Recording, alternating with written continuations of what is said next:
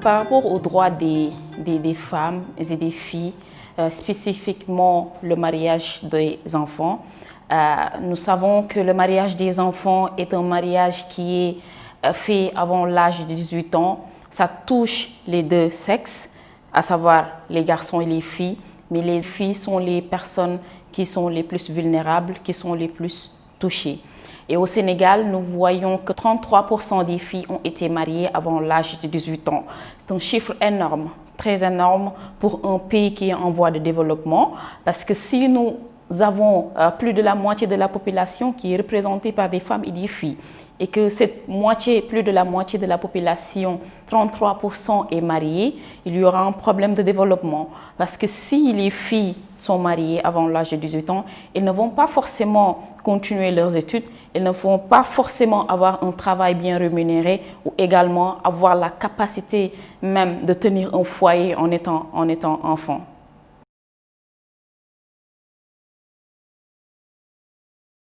Juste pour revenir sur ça, le Sénégal, dans le Code de la famille, stipule que la fille peut se marier avant l'âge de 16 ans et le garçon avant l'âge de 18 ans.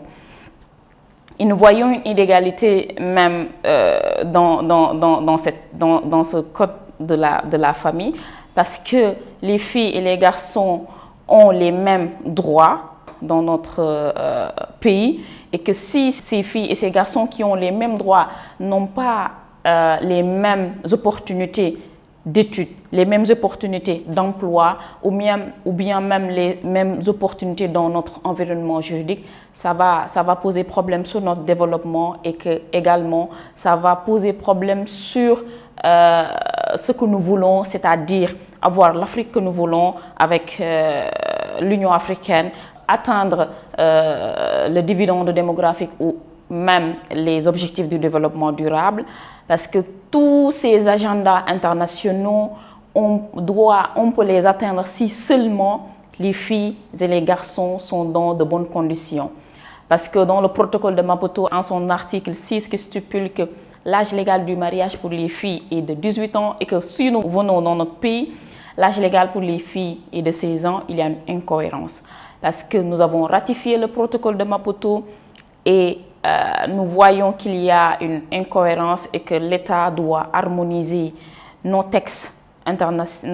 nationaux et les conventions internationales. Parce que si nous voyons notre environnement juridique, nous avons un arsenal juridique bien défini, nos tiroirs vraiment sont bien remplis de documents qui normalement doivent mettre la fille dans un environnement juridique bien favorable. Mais qu'en est-il de l'application ?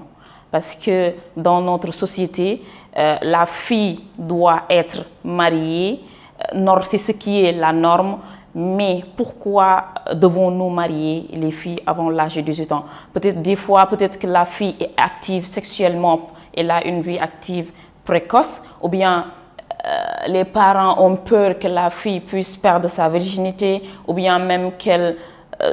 les parents pensent qu'une fille ne doit pas avoir une vie scolaire bien avancée. Il y a toutes ces causes qui font que la fille est mariée. Mais qu'en est-il de son avenir, de cette fille? Qu'en est-il de ses droits? Qu'est-ce que notre pays, que le Sénégal, prévoit pour protéger cette même fille qui se voit peut-être ne pas continuer son projet d'avenir qu'elle avait pour elle-même?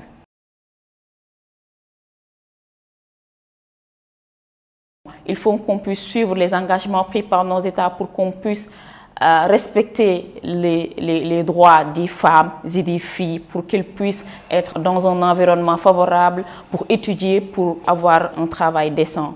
Mais également, l'autre chose, on est que nous devons faire une synergie d'action avec toutes les parties prenantes, à savoir les autorités coutumières, les autorités religieuses, les communicateurs traditionnels, parce que ce sont des personnes très importantes dans notre société pour faire avancer notre combat qui est de permettre à la fille d'être autonome et d'être vraiment éduquée, scolarisée pour qu'on puisse avoir le développement qu'on veut.